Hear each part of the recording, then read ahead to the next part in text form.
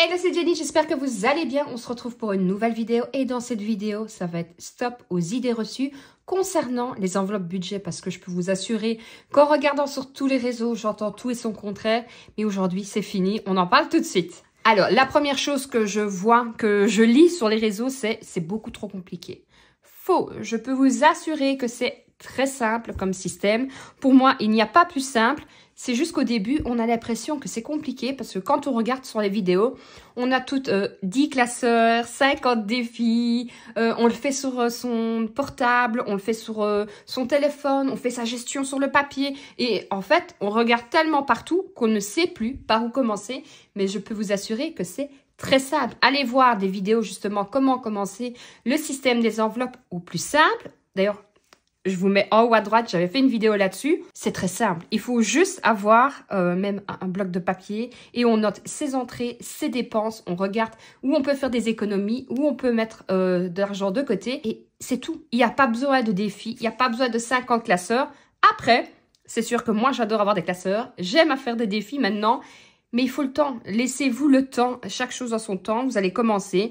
Une fois que vous serez bien rodé, après vous pourrez mettre tout simplement un peu des défis, un classeur coloré, parce que forcément sur la longueur, si on ne fait pas quelque chose que visuellement on aime, on ne tiendra pas. Alors, quelque chose que je lis, mais alors, pratiquement à chaque fois sur les vidéos, c'est cette méthode, elle est complètement dépassée, ça ne sert à rien de payer tout en cash, le cash c'est fini, il faut faire tout par carte. Alors, premièrement, on n'a jamais obligé personne de faire ce système-là en cash à 100%.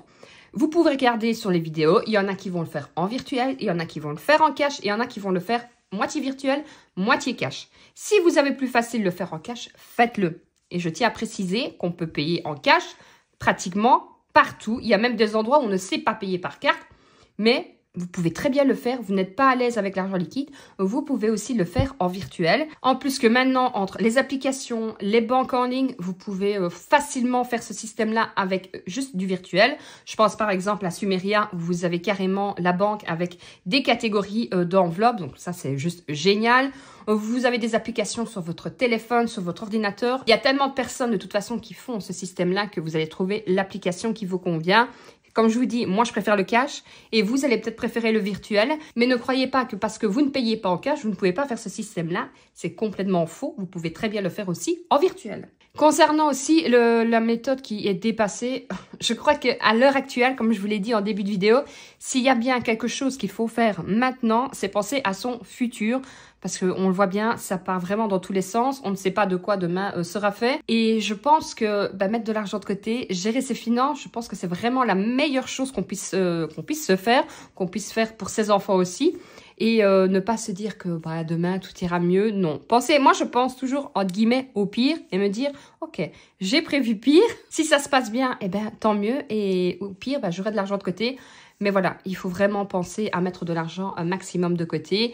Et alors, si vous voulez pas mettre trop de côté et que vous avez tendance à dépenser, dépensez intelligemment aussi. Dépensez par catégorie, comme ça, ça va peut-être vous freiner aussi un petit peu. Alors, j'entends aussi, moi, je suis pas organisée, donc je laisse tomber, c'est même pas la peine. Je suis pas quelqu'un d'organisé. Je suis même quelqu'un de très bordélique. J'essaye juste d'être un peu plus organisée chaque jour. Je m'explique. J'ai essayé quelque chose, je me suis dit ouais génial, j'ai tout rangé, tout est carré, tout est étiqueté, ça va rester comme ça. Un mois après, vous repassez, j'ouvre l'armoire, c'est complètement en bordel. Tout simplement parce que c'était pas la méthode qui me convenait. Donc c'est pas grave, je recommence, je vais trouver et je vais faire jusqu'à ce que j'aille trouver vraiment la méthode qui me convienne. Alors, je parle bien sûr de rangement, mais c'est exactement pareil pour le système des enveloppes. Vous allez prendre 3 classeurs, 6 farts et vous allez commencer, vous dites génial, je suis paré, tout est fait, tout est mis en place et non, en fait, vous n'y arrivez pas, vous savez plus dans quel classeur vous devez mettre, vous ne savez plus si vous l'aviez fait sur votre ordinateur ou en papier. Trouvez juste l'organisation qui vous convient. Alors au début, vous allez essayer ça, ça va pas aller, vous allez essayer une autre, ça va pas aller et peut-être que la troisième sera la bonne. Essayez de faire quelque chose de pratique, quelque chose de joli et surtout quelque chose qui vous corresponde à vous. Alors, ça aussi, qu'est-ce que je peux le voir? C'est uniquement pour les gens qui sont dans la misère. Alors ça, je l'ai vu beaucoup de fois passer sur certains réseaux que je ne nommerai pas. Et tout simplement parce que sinon YouTube ne sera pas d'accord. Mais ça, c'est vraiment quelque chose que je ne comprends pas, les gens qui pensent encore ça. Parce que, justement, il ne faut pas, j'ai envie de dire, attendre dans des difficultés financières, justement pour se dire, ben voilà. Alors, bien sûr que oui, si on a des problèmes financiers, c'est l'idéal, cette méthode-là. Mais l'idéal serait de commencer avant d'avoir des problèmes financiers, de se dire, ok, je trouve que peut-être que je dépense un peu trop, je me remarque que j'ai peut-être pas l'argent de côté, que si j'ai un imprévu, bah, c'est limite sur mon compte. Ben justement, c'est bien à ce moment-là qu'il faut, pour moi, commencer le système des enveloppes à gérer, à regarder un peu ses comptes, voir ce qui rentre, ce qui sort. Pourquoi est-ce que fin du mois, je me retrouve toujours à 100 € alors que ben, j'ai un salaire de 5 000 €. Ce n'est pas mon cas, mais voilà, c'est pour vous mettre un peu le contexte et vous dire, ben, ok, c'est peut-être maintenant, justement, avant d'avoir des enfants, avant d'acheter ma maison, avant de me retrouver dans le rouge, que c'est maintenant qu'il faut que je reprenne tout en main. Donc non, ce n'est pas pour ceux qui ont que pour les personnes qui ont des difficultés financières, c'est vraiment pour tout le monde, c'est tout simplement pour pouvoir avoir de l'argent de côté.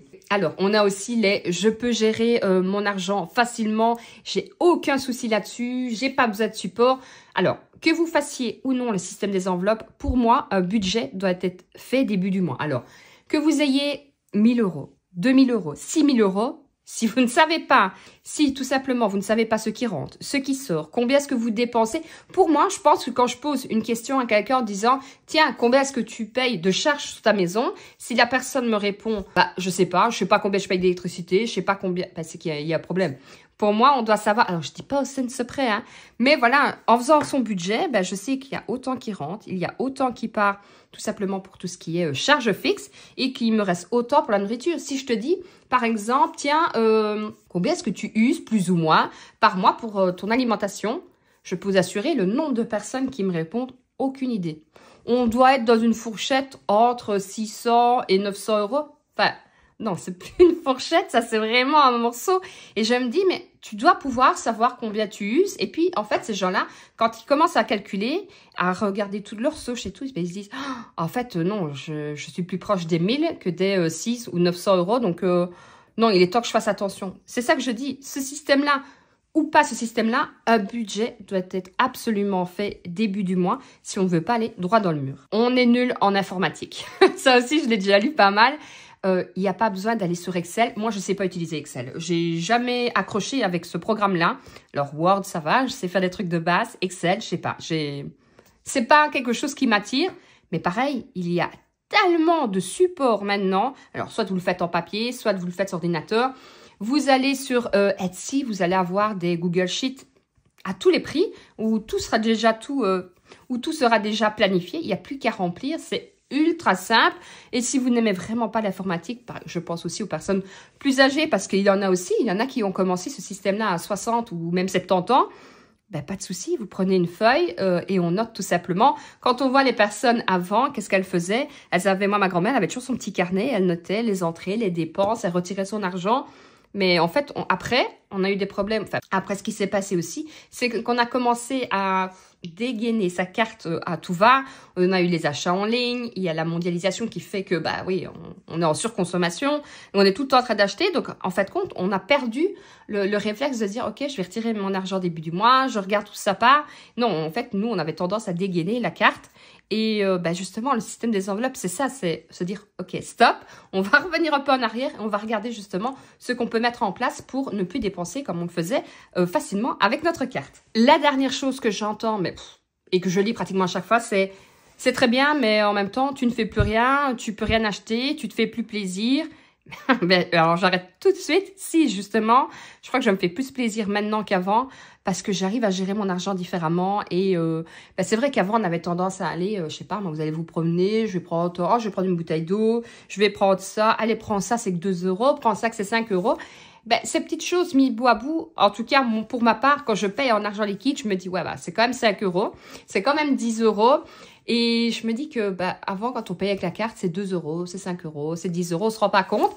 Et puis, on se promène dans les galeries commerçantes, on achète, on rentre chez soi et puis on se dit, ah ouais, j'ai quand même dépensé peut-être 250 €, je m'en suis pas rendu compte. Prenez l'argent en cash. Ou tout simplement, par exemple, sur Sumeria, où vous avez, par exemple, shopping, vous allez mettre 250 €. Vous allez voir, vous avez dépensé 250 €. Quand il n'y aura plus rien soit sur le virtuel ou qu'il n'y aura plus rien dans vos enveloppes, vous allez vous dire, ah ouais, j'ai quand même dépensé 250 €. Je vois que j'ai déjà dépensé 180, on va peut-être se calmer. Tandis que bah, sinon, vous prenez votre carte de compte courant et vous dépensez 100, 100, 200, 200, 300.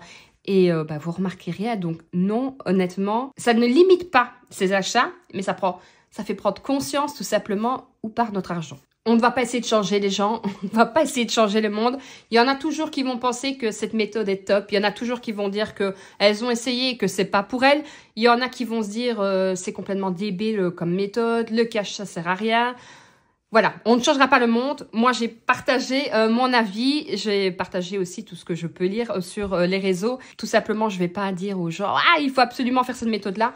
Moi, ce que je fais, je conseille. Et après, bah, je trouve que c'est tellement agréable aussi. Puis, il y a du partage aussi. C'est ça qui est bien dans ce système-là. Quand j'en vois sur certaines vidéos YouTube où elles font des échanges de défis et tout, bah voilà, c'est chouette, honnêtement. Ça permet de faire économiser de l'argent. Et puis, bah, ça permet de se faire aussi un peu des nouvelles connaissances sur les réseaux. Donc, franchement, moi, je trouve ça super top. Donc, moi, je vous attends en commentaire. N'hésitez pas à me dire, vous, ce que vous pensez N'hésitez pas... Donc, clairement, on va pas essayer de changer le monde. On va pas essayer de changer les personnes. Il y en a toujours qui vont penser que cette méthode est géniale. Il y en a d'autres qui l'ont essayé, qui vont vous dire, bah, moi, j'ai vraiment pas aimé. Il y en a d'autres qui vont vous dire que c'est la misère. On va pas changer les gens. Tout ce qu'on peut faire, c'est faire attention à nous, à notre famille. Donc, faire attention à ce qu'on dépense, à comment on dépense aussi. Donc, moi, je vous attends en commentaire. Alors, que vous ayez aimé ou pas aimé ce système-là, je vous attends en commentaire. Dites-moi un peu aussi votre ressenti parce que c'est vrai qu'en règle générale, quand on regarde ce genre de vidéos, on se dit, bah ouais, c'est génial. Je pense que sur YouTube, les gens, pas pour ma part, je trouve, sont beaucoup moins critiques que sur certains autres réseaux. D'ailleurs, dites-moi en commentaire si vous pensez la même chose que moi. Mais oui, je trouve que... Après, je pense aussi que quand on va sur YouTube, par exemple, moi, des fois, j'aimerais bien avoir un avis sur quelque chose. La première chose que je fais, mon réflexe, c'est d'aller sur YouTube. Parce que c'est des longues vidéos. Alors, j'aime pas spécialement les très longues vidéos. Mais j'aime bien d'avoir des explications claires et tout. Tandis que sur les autres réseaux, c'est beaucoup raccourci. On comprend pas toujours tout. On n'a pas tout non plus la partie des gens vraiment en profondeur. Donc, des fois, je trouve ça beaucoup plus compliqué pour nous. Mais pareil, je pense que l'ancienne génération est beaucoup plus sur YouTube et les nouvelles générations sont beaucoup moins sur YouTube, tout simplement parce que eux, ils ont besoin que ça aille vite, ils ont besoin du format court, malgré qu'il y a quand même les shorts et qui d'ailleurs peuvent durer plus d'une minute, donc ça, bravo à YouTube.